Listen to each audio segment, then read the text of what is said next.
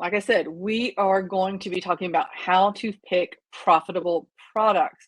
And that is the part of the goal of selling on Amazon, right? We all have different goals. We all have different reasons for starting our Amazon business.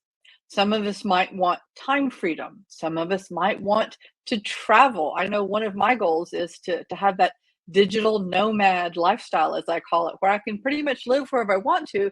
As long as I've got my laptop, I can work. But that is going to afford me a particular lifestyle that I want for myself and my family.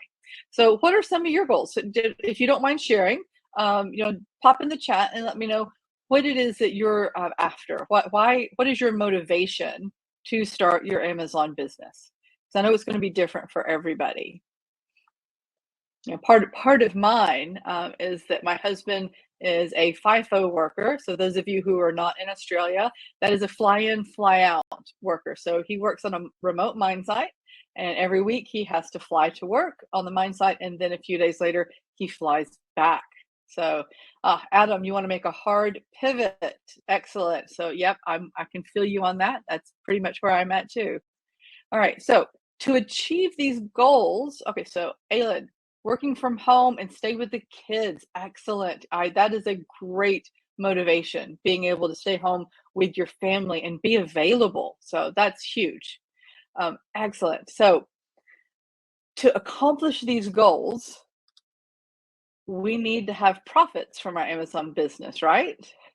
I think some of you that may have joined us when we had our webinar in February, it really struck me at the time. One of the things that Kimberly French mentioned, margins are sanity, revenue is vanity. So it all comes down to your margins. I've heard it also said, it's not the turnover, it's the leftover. And that's another way of saying the exact same thing. Whatever your revenue, you could have $1 million revenue month and still be flat broke in your Amazon business if you don't have good margins. So that's what we're here to talk about. How are we going to be able to find those products? They're going to have those margins and be able to get us those profits so we can make that hard pivot and go for the lifestyle that we want and reach the goals for why we have our Amazon business. So there are a few things that we have to consider when we're making these selections. So this isn't necessarily so much as a product research training. This is getting a little bit nitty gritty with the numbers in the data. And those of you who know me know I am a bit of a data geek, but I am going to try and make this as painless as possible and very simple so you can be successful when you're searching and doing your product research. So what do you need to consider when you're picking your products? Well, you need your COGS and your margins, and then your ROI. So got a few acronyms there, but we're going to go through each of these in more detail and dive into exactly what they mean and what makes them up so you can make sure that you're making the right choices with your product selection. So the first one is COGS, so cost of goods sold. So we've got two types of COGS. You've got just your basic COGS, which is going to be your manufacturing cost and your packaging. My formatting didn't work. Apologies for the way the slide looks. So you've got your regular COGS, your manufacturing price, and potentially your packaging if you're having different packaging put into it more than just the basic. But then you've got your landed COGS. So that's going to take into account those same things, your manufacturing costs and your packaging, but you're also going to need to add your freight. So that's why we're talking about landed. What does it take to get your product from your factory, wherever that is, in China, India, Taiwan, Mexico, wherever you're manufacturing? What does it take to get that product manufactured, packaged, and shipped to Amazon? So you've got to consider not just your freight forwarding, your ocean freight, which we all know right now in the midst of Shipageddon, and that is still a huge part of our cost, and that could be upsetting a lot of people's margins right now. I know it is impacting mine somewhat, so I've got to find strategies to overcome that. But then you've also got your local freight. So I know back when I was first starting my Amazon business, that was kind of back in 2019, it was kind of the debate, oh, do you want to put your stock in a 3PL or do you want to just send it all to Amazon? And majority of sellers sent their entire order straight to Amazon. It was very few sellers at the time that I knew that used a 3PL to, as we call, drip feed their stock into Amazon. Now, that can be a strategy in of itself, using a 3PL and drip feeding your stock into Amazon, because that can, as Kimberly French calls it, the just-in-time philosophy. You just have enough stock in Amazon to make your orders, and you get your stock in there just in time, just before you run out. Because Amazon FBA centers, those fulfillment centers, are not designed to be a warehouse. They don't want to store your goods. They want to have your goods and sell your goods. They want to basically be that revolving door of products. It comes in and it goes out. So that just-in-time philosophy, that if you can employ that and get your stock into a warehouse, a 3PL, and then get bits of it into Amazon just to meet your needs for your sales, that can help improve your inventory scores, your IPI score with Amazon. They like that, and they will reward you for that. So that's something that you're going to have to consider.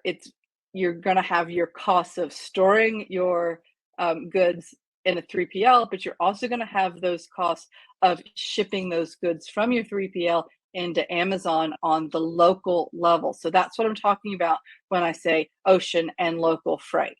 So you need to consider both of those. So we've got COGS and we've got landed COGS. So I hope that's making sense to everybody so far.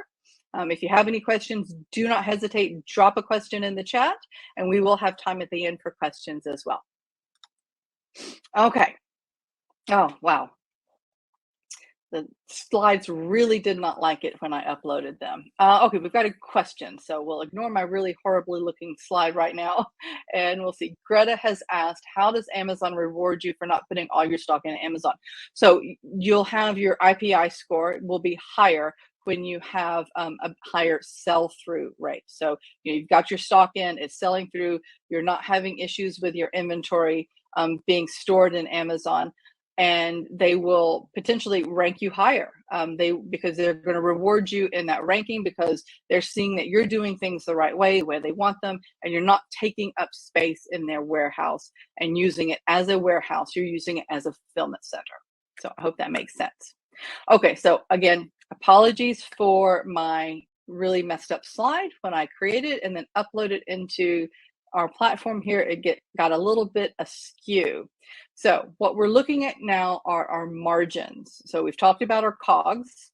Now we're going to talk about our margins. So you've got two types of margins. You've got your gross margin, and then you've got your net margin. So you've got your gross profit and your net profit.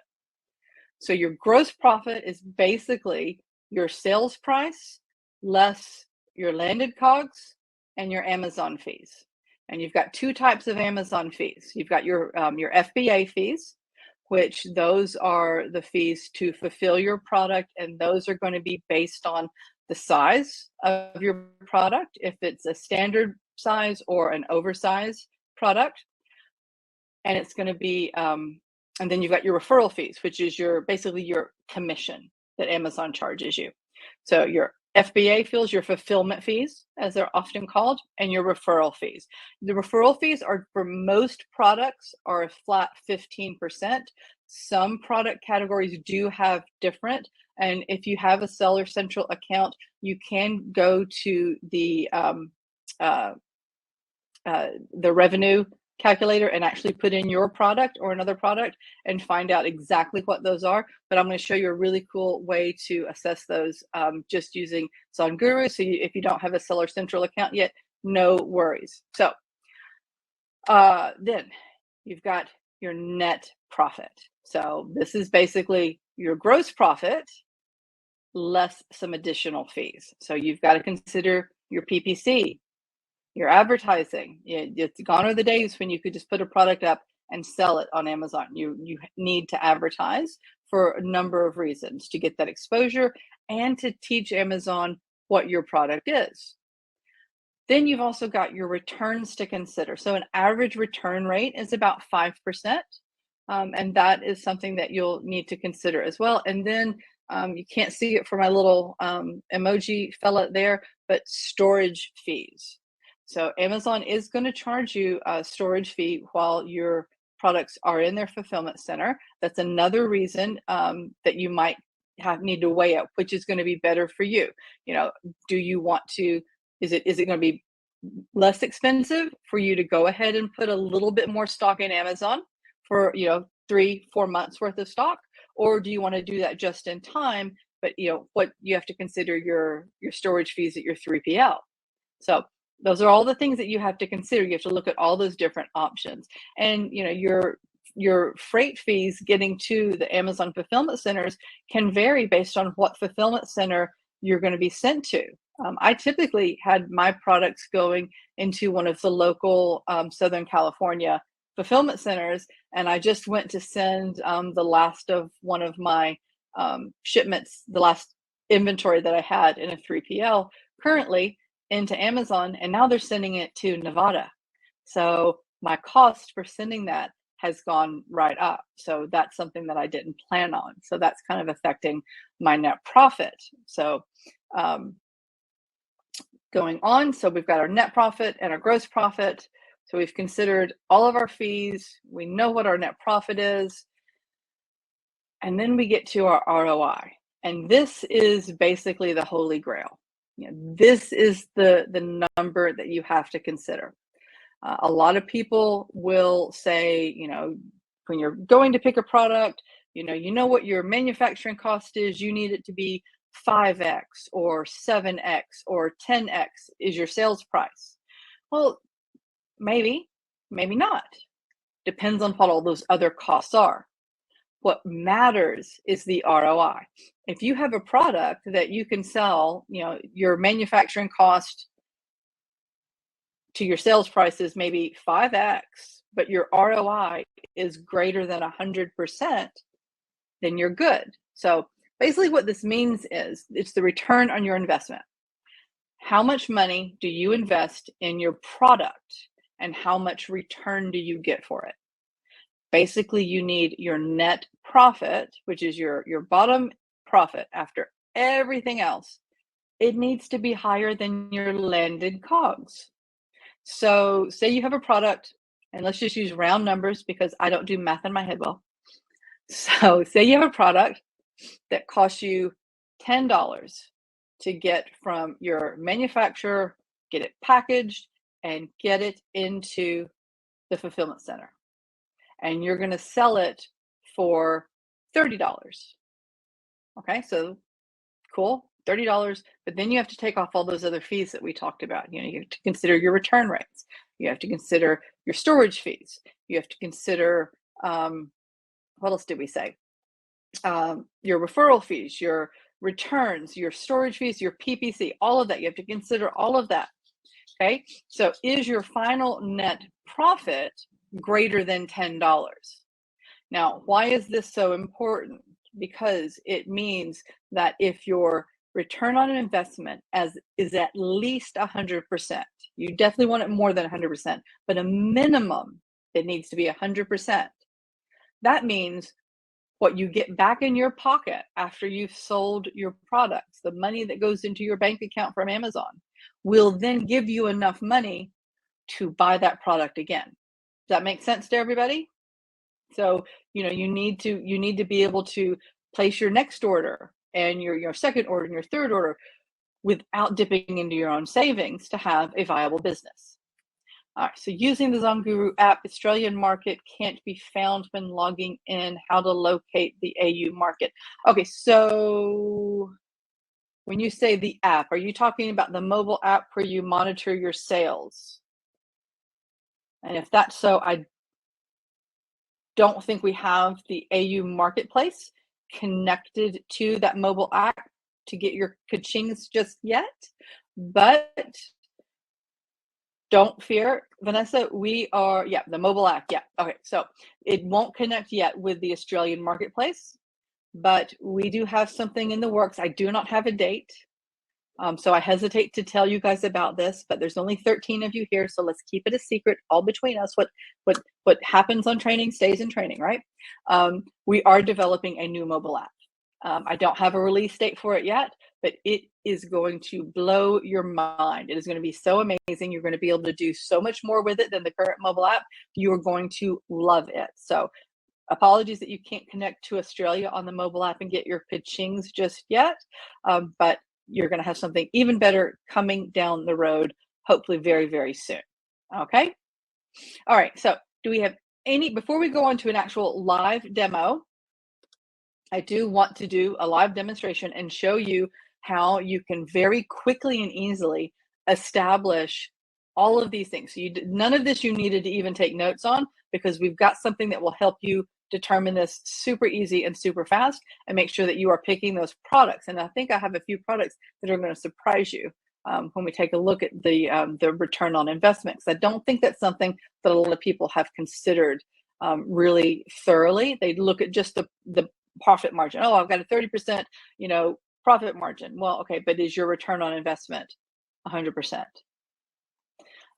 So what questions do you have before we get into the demo? If you don't have any, I will stop the slideshow and I will share my screen and we will jump in and I will show you exactly what I'm talking about and how you can see all of this in action when you're looking for your products and making those product selections. So let me stop our slideshow and I will share my screen. We've got Amazon.com. We are looking at shower curtains. We've used the shower curtain set previously in examples in our training before, so I thought that would be a great one to take a look at. So you can see, just looking at it, it's got a really high niche score, 63%. It's got an amazing search volume. This is definitely a product that I would keep on my list and I would explore further. It's got a pretty high monthly revenue and a pretty high launch budget.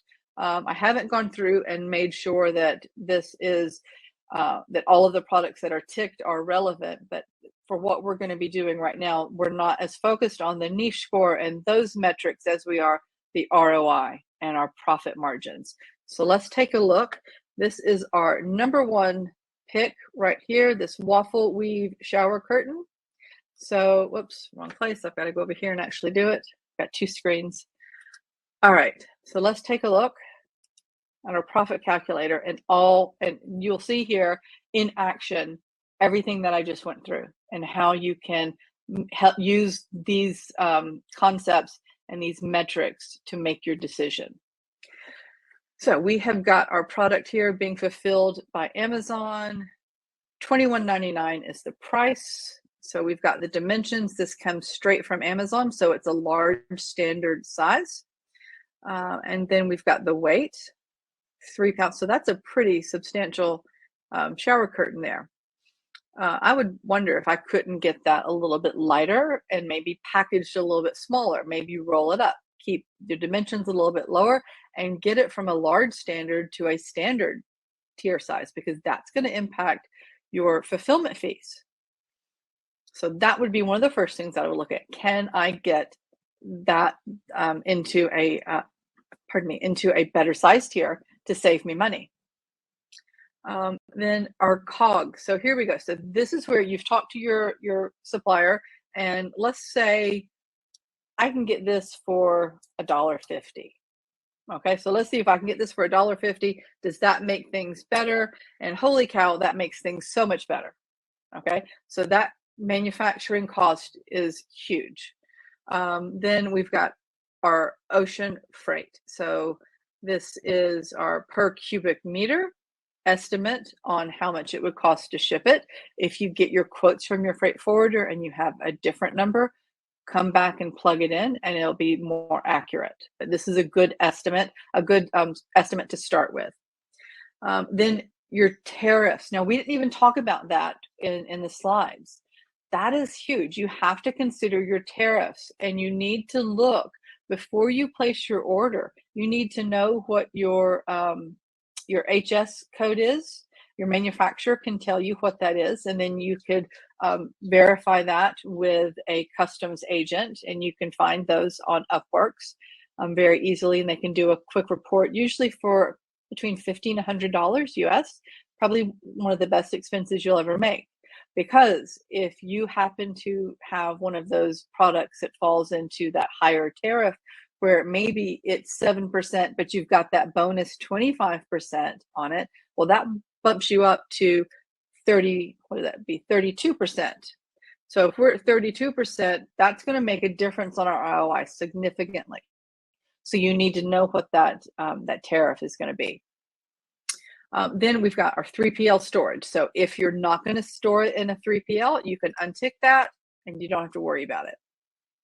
And see, that made a big impact on our ROI as well. So as you go through this and you plug in these different things, you can see how you're laying out the groundwork. Do you have a profitable product or not? Then your fulfillment. So if we're not going to use a 3PL, let's assume that we're going to probably put 3 to 4 months worth of stock into Amazon. Now, this could end up being higher if it is during the fourth quarter. So just remember that this should be based on just the normal storage fee, but that is going to go up in Q4. Then you've got your referral fee. Remember, that was the percentage that I told you, that basically the commission that Amazon charges, and that's going to change based on what your sales price is. So if you're selling this one for $21.99, but then, oh, maybe we're going to sell it for $24, our ROI goes up, but how much it's going to cost us for the referral is going to go up as well, because it's a percentage of that sales price.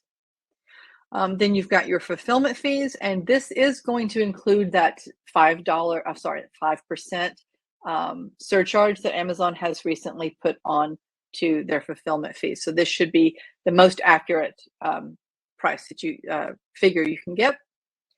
Then your advertising. So do you want to do a percent or per unit? So most people are going to go with a percent. 6% advertising, that would be really amazing if that's what it is. But I would say probably 15% would be a better number to put in there for your advertising costs. And then other costs. Well, let's consider returns at 5%. Let's plug that in.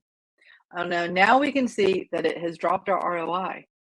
So you have to consider all of those things. Our ROI is now no longer over 100%. So now we're not going to be able to earn enough just from selling these products to purchase those products again, if all of these fees hold true.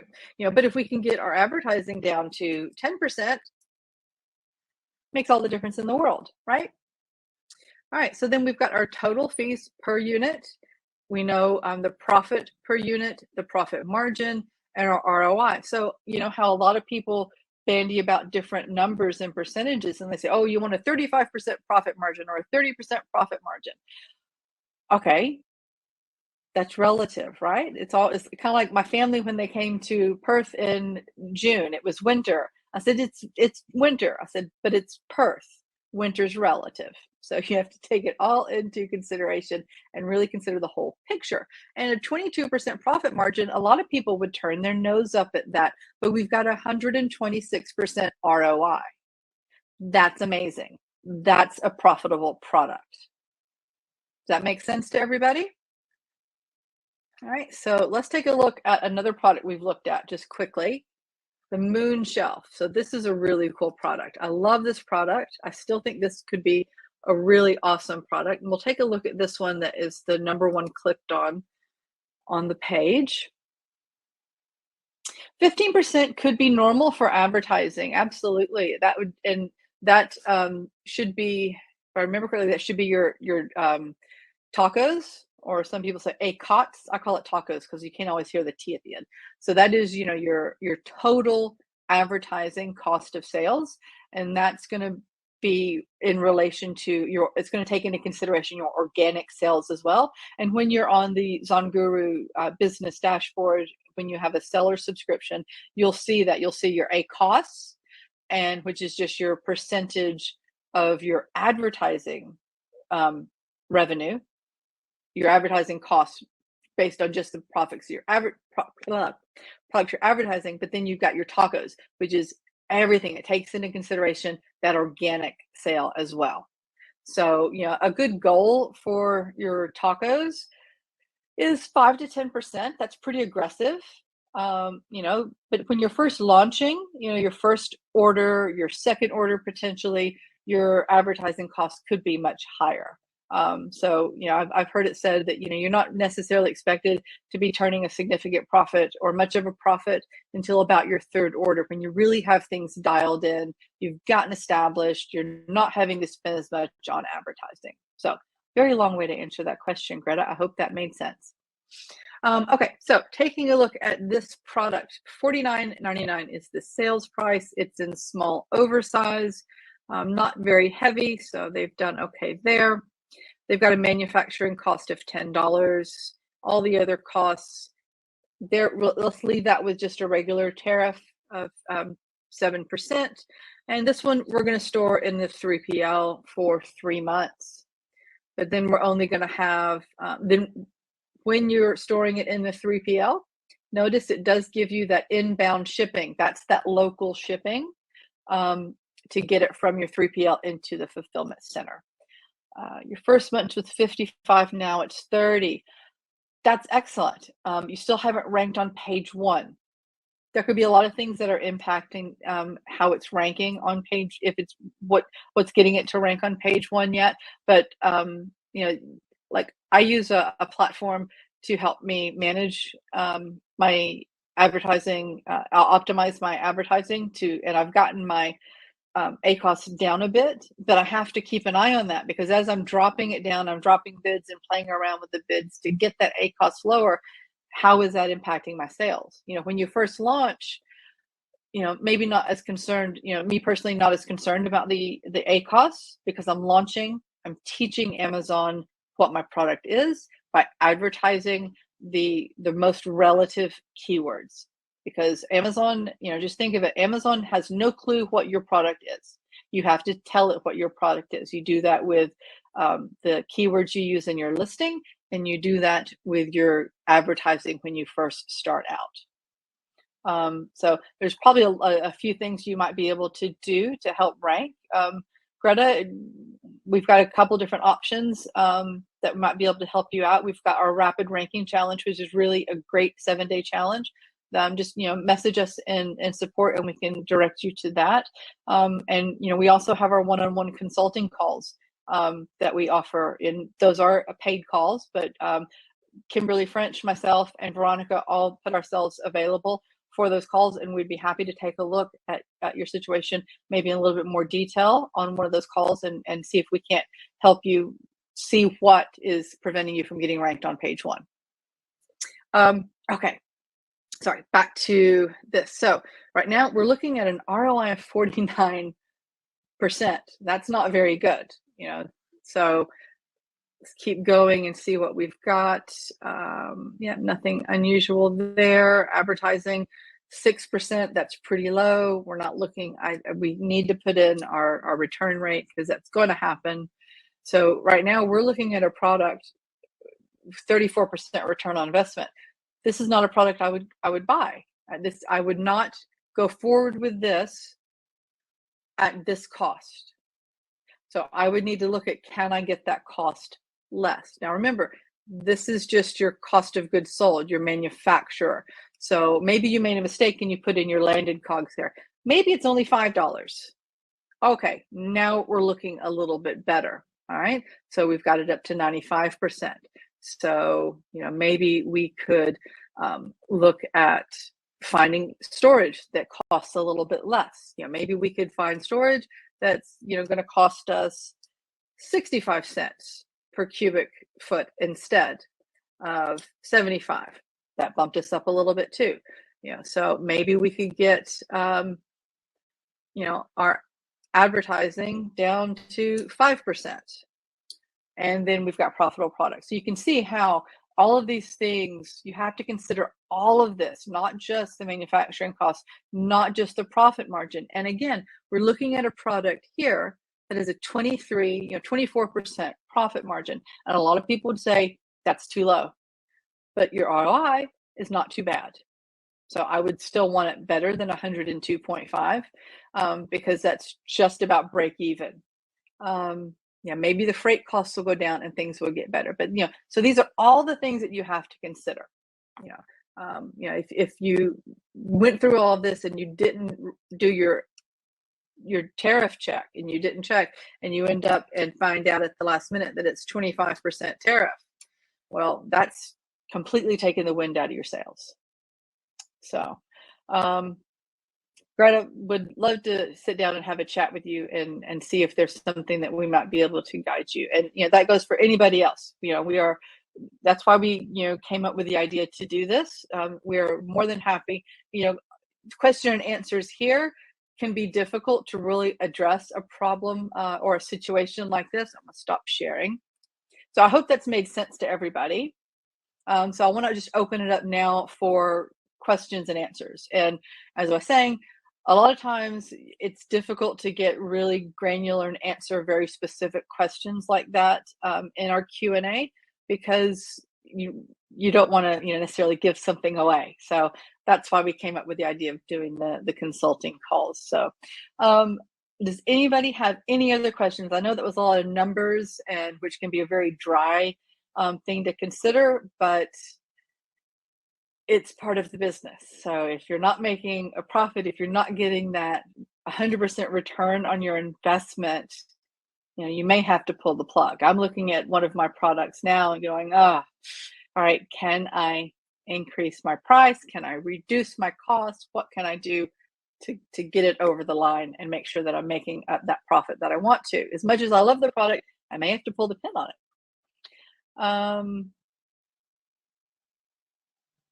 Okay, so really great question, Ian. Isn't any return on investment greater than 0% a profitable product? I've not understood. So ROI of 100% would mean I've invested 10,000 and I've made 10,000 profit. So you got back 20. Yes, so you got back in your pocket 10,000, maybe after all of those fees. So it's that return on your investment after all of those costs, all of your manufacturing, your freight, your fulfillment, your advertising, all of those costs, you have to consider those. So that's why you want that to be 100%. Whatever you put in, you want to get back out. So you think of it like this: if it cost you $10,000 to get your product to Amazon, landed cogs. Well, if you want to place another order, you need $10,000 in your pocket, or you're going to have to dip into your own money. Does that make sense? So that's why you want that 100%. What you've put in, you're getting back out after all of the fees. Michael, just wondering if I can have examples for the Australian market. Oh, sure. Let's see what we can do here. Pull up the Australian marketplace. What product should we look at? The moon shelf came up. Put in my postcode so it likes me. All right, so let's look at, let's just do the good old-fashioned yoga mat. Let me share my screen again.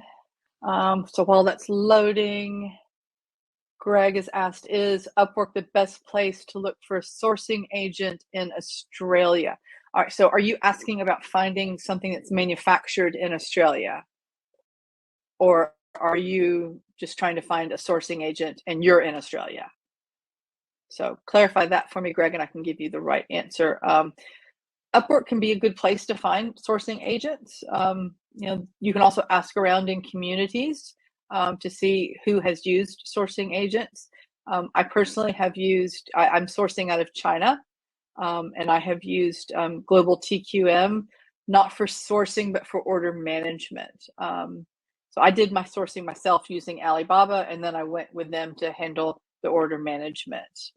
So manufacturing in Australia, I've actually looked for my own product to find a manufacturer in Australia, and it's been very hard.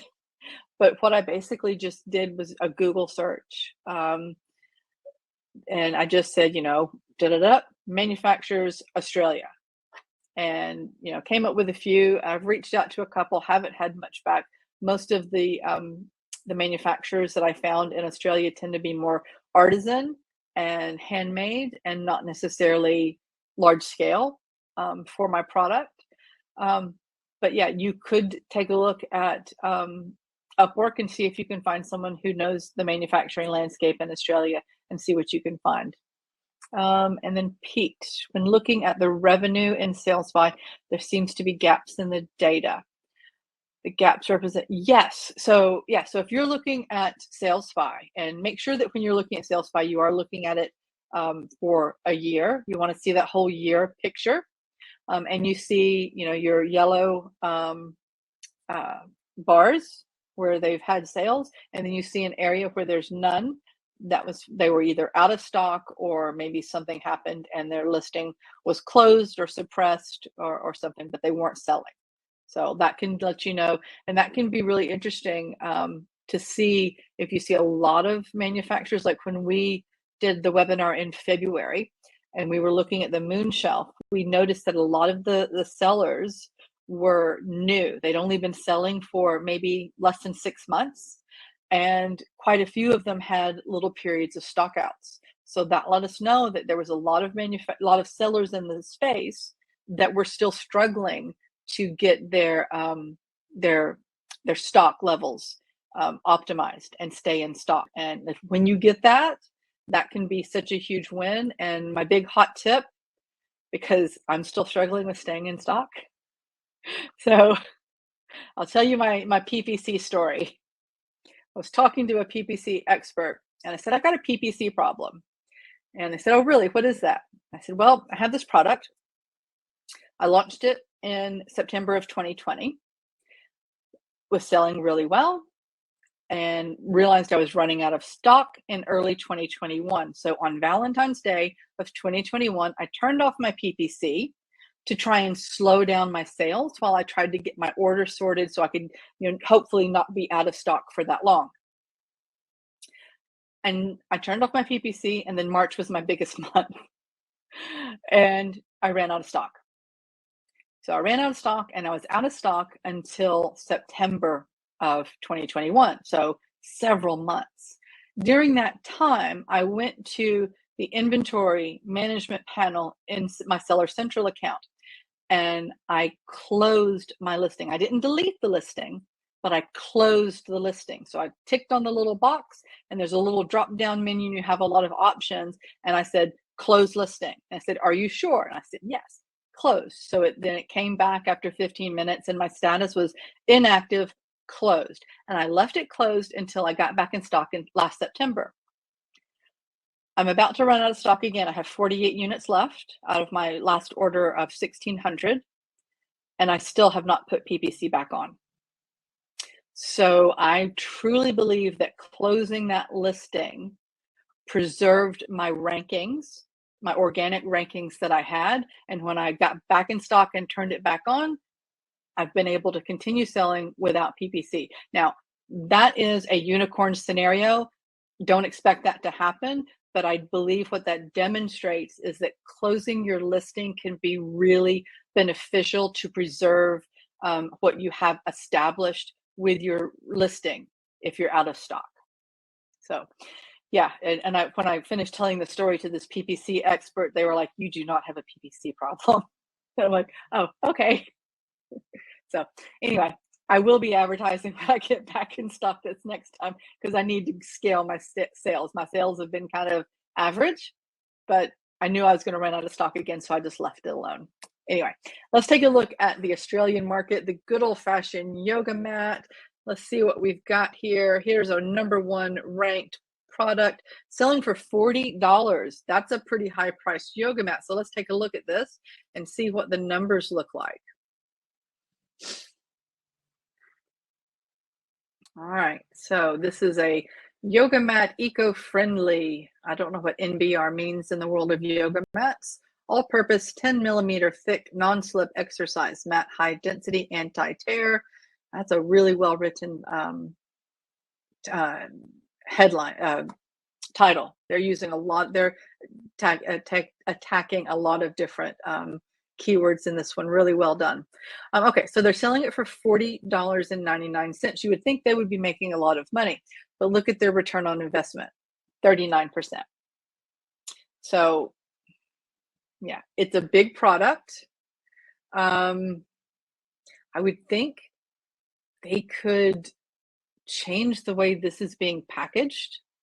This is the dimensions of the packaging. So 68, yeah, maybe they could get creative with this and maybe change that up somehow. But yeah, that's putting them into the oversize.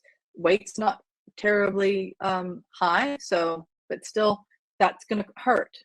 I know my packaging, as far as it's in inches on one of my products, and it has to be less than 8 inches.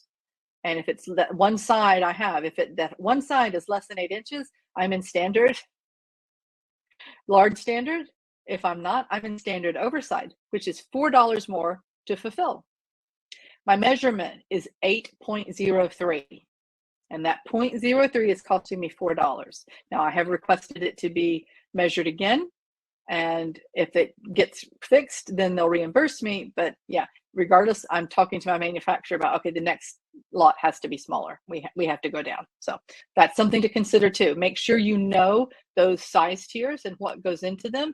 And if you can get creative in how you package your product to get yourself into the lower size tier, that can make a huge difference. That $4 takes me from an ROI of well over 100% to just under 100%. So I've got to get that fixed. So $8.20. I'm betting they could probably get that lower. So let's that's a pretty high price for a yoga mat. I haven't looked at yoga mats and how much it costs to source them, but let's just go out on a limb and say it's $4. And let's see what that does. Okay, so that improves things. So, this lets you know that and this is Australian. So that would be, just note that when you're looking at the Australian market, these are all Australian dollars. So if your manufacturing cost is in US dollars, when you use this, you need to make that conversion, and that will make a difference. Oh, Greta, that's fantastic. 98%. Well done. I bet you can optimize that and get over the line on that one and grow that up to where you're making a good profit. So that's excellent. Is this your first order? I'm guessing it is, but let me know. That's excellent. Well done. All right. So just know that all of these costs, as you can see here, these are all in Australian dollars. So, your freight is most likely going to be in US dollars. So you'll want to make that conversion and change that here. Your 3PL here in Australia would be in Australian dollars. Oh, 98% on your first 200 pieces. That's fantastic, Greta. Well done. Excellent. That's really good. That's really good. Now, in Australia, I would bet you probably aren't going to need to put it in a 3PL. You'll probably start, like I know me, I'm bringing my products into Australia, and I'm sending 1,600 units of each of my products into America. I'm only bringing 200 of each into Australia because the market just isn't moving as fast. So you may not be placing as big of an order into the Australian marketplace. So you may not need 3PL storage. And look what that did. That just jumped up the profit margin on this to 162%. That's a nice profit margin. Maybe you're going to need 3 months of storage instead. Still 150%. That is a healthy profit. That's a healthy return on investment. That I would be doing the happy dance in my office if that was my return on investment for my products. So you can see just making little differences like that, how that impacts that bottom line. And again, 33% people would think, oh, that's a pretty good profit margin, but over 150% return on investment, that's exceptional. So everyone, is it starting to kind of make a little bit more sense? And I'm hoping that I've given you something that you didn't consider before. And that I've explained something here that can make a huge difference in your business being profitable and you being able to achieve those goals, versus it being just a business that you're just getting by with. If you don't use a 3PL in Australia, how do you get goods into Amazon? Oh no, just straight into the fulfillment center. Yeah, so because I'm only bringing in 200 of each product, I can take that straight into the fulfillment center. Um, so it won't go into the 3PL for storage. It'll go from the docks straight to Amazon. So good question, Robin. You guys are thinking. Cool. So let's see, anything else? Oh, so duty and tariffs. So again, your tariffs are going to be different in Australia. You want to make sure you understand what those are, and how that's going to work. And you will need to pay GST.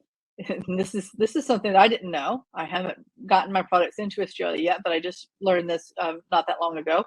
When your products land in Australia, you have to pay GST, but then you file it back with the ATO and you get reimbursed for the GST, and then you charge GST through Amazon. So it's like you pay it twice, but you get it back. So, and then, when it's being sold, your customers are paying for it.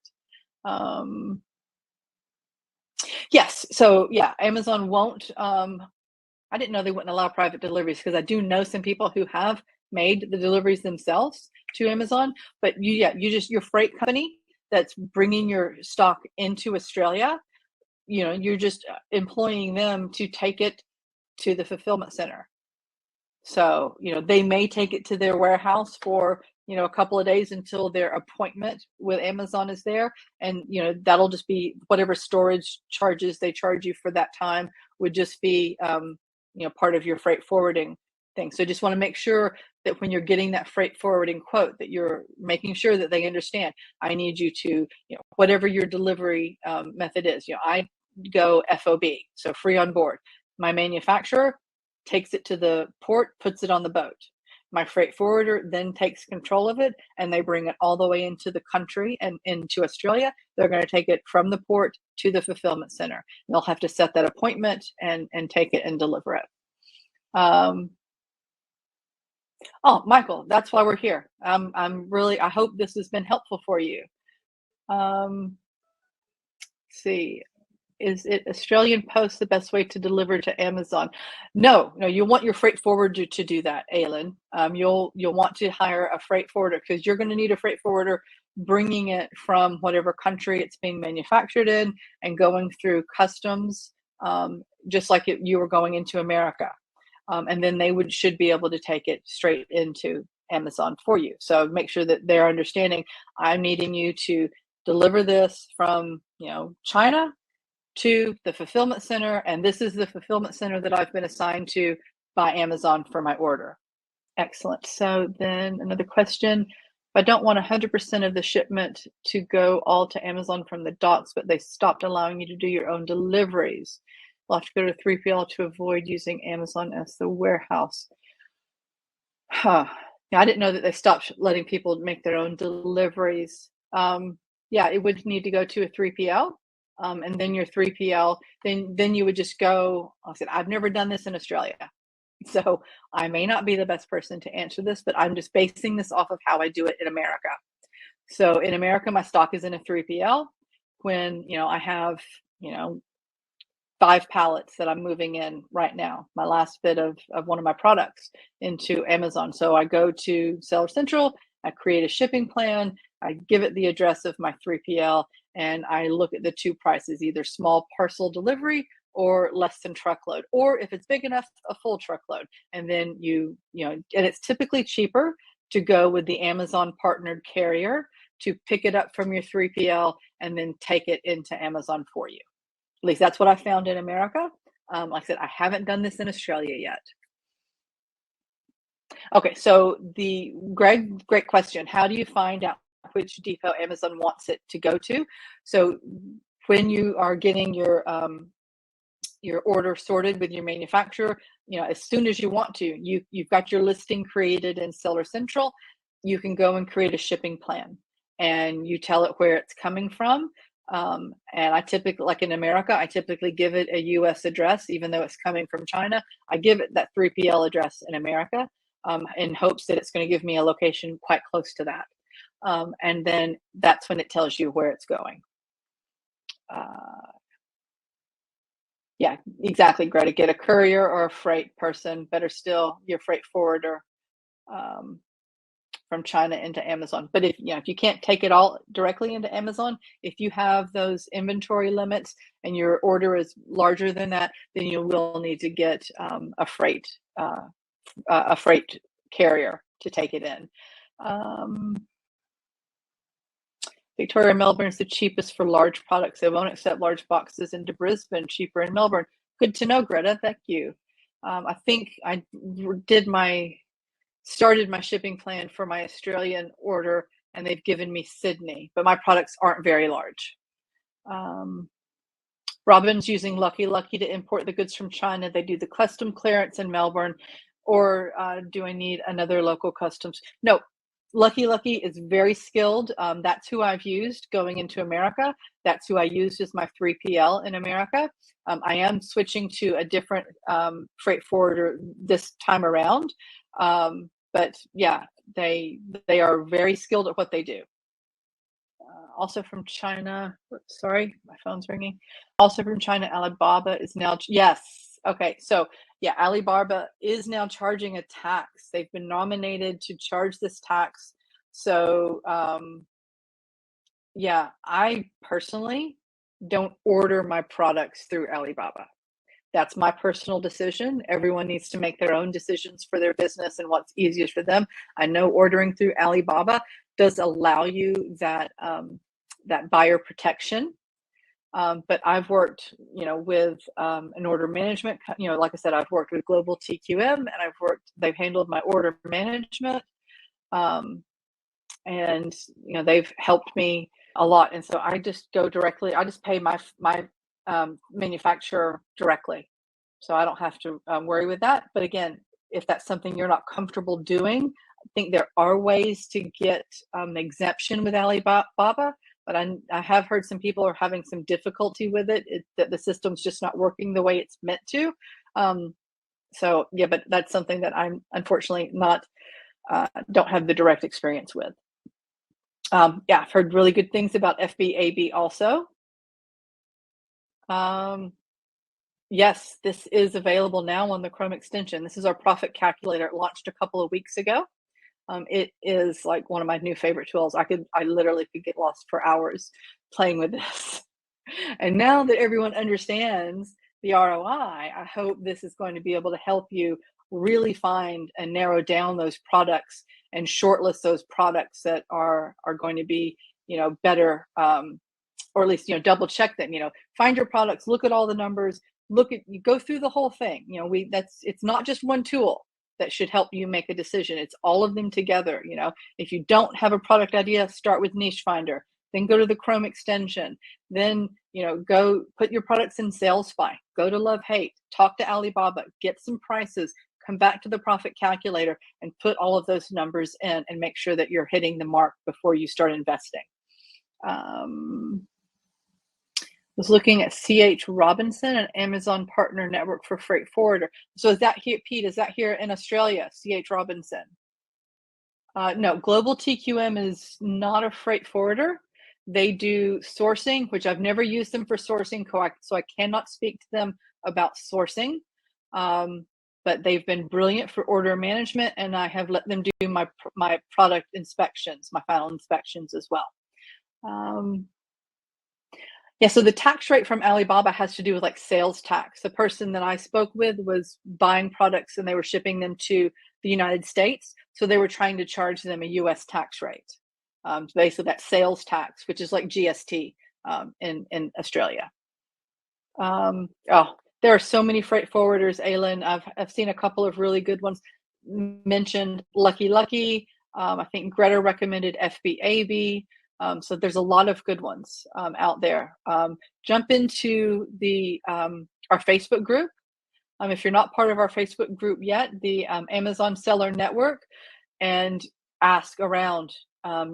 Put a post up and ask, who's for recommendations, and get a recommendation from someone who's actually used them. I personally have used Lucky Lucky, and I had no problem with them. I'm switching to a different one because of the 3PL situation in the US. I can't really speak to them yet because I haven't gone through the whole process with them yet. So I don't want to make a recommendation if I haven't actually used them the whole way through. But Yeah, so I've heard 3PL guys is supposed to be pretty good. I've not personally used them. Um, who else? Yeah, FBAB, Lucky Lucky. Those are the ones that I know off the top of my head.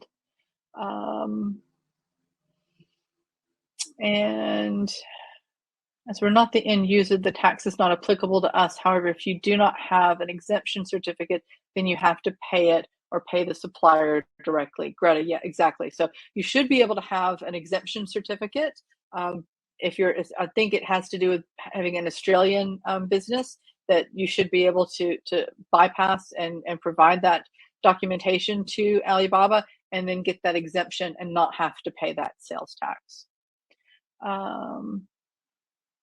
Oh, you found CH on Seller Central. Excellent. So yeah, so that's another thing to consider. You can find resources on Seller Central as well. Good. Fulfilio for 3PL, Robin. So are they in Australia or the US? Fulfilio. I've not heard of that one. I'll have to write that down. Learning from you guys tonight. Thank you. So is that, I'll just wait till Robin responds if Fulfilio is 3PL in Australia. Like I said, Melbourne, excellent. Oh, that's brilliant. Thank you for the recommendation, Robin. That is wonderful. So that is a 3PL here in Australia. I know some people have struggled finding 3PLs in Australia that understand what we're talking about when it's like, I just want you to store my products until they need to go to Amazon. They've a few that I've heard people I've tried to talk to have been really confused by. They don't understand the whole fulfilled by Amazon model yet, but I'm sure they will be learning. So awesome. Well, guys, we are coming up right on the hour. This has been fantastic. I really hope you guys got some value out of what we've talked about tonight, and I hope this has helped you. That is always my goal, is to help you guys. We will all in this together. We all can be successful with our Amazon. So I'm glad you found it informative, and love how you guys jump in. So listen, I think there will be if you haven't, I know there is a survey at some point, either when you register for the session or at the end, but please give us feedback. Let us know, did you guys prefer having the session in the evening versus in the morning? There is some training on ZonGuru on the profit calculator. I'm not sure how much it goes into the ROI, but you'll get a replay on this. If you missed the beginning, don't worry. You will get a replay link sent out to you. And then in a few weeks, this will live permanently on our training replay list. So it will be available for you to look at any time. Really glad you guys enjoyed this. So, let us know, send us a message, support@ZonGuru, or jump into the chat at any time and just let us know your feedback on our training sessions. And I'm especially interested because I run the training calendar, if you guys prefer the evening sessions to the morning sessions, because we can always play up with that and do what is best for our audience, because that's what we're doing this for. We're doing this to help you guys. So let us know what you think. You guys have a fantastic night, and if you need any help later on, if you have any questions, something comes up that you didn't think about here, just jump into the chat or send us a message at support@ZonGuru. You guys have a great night.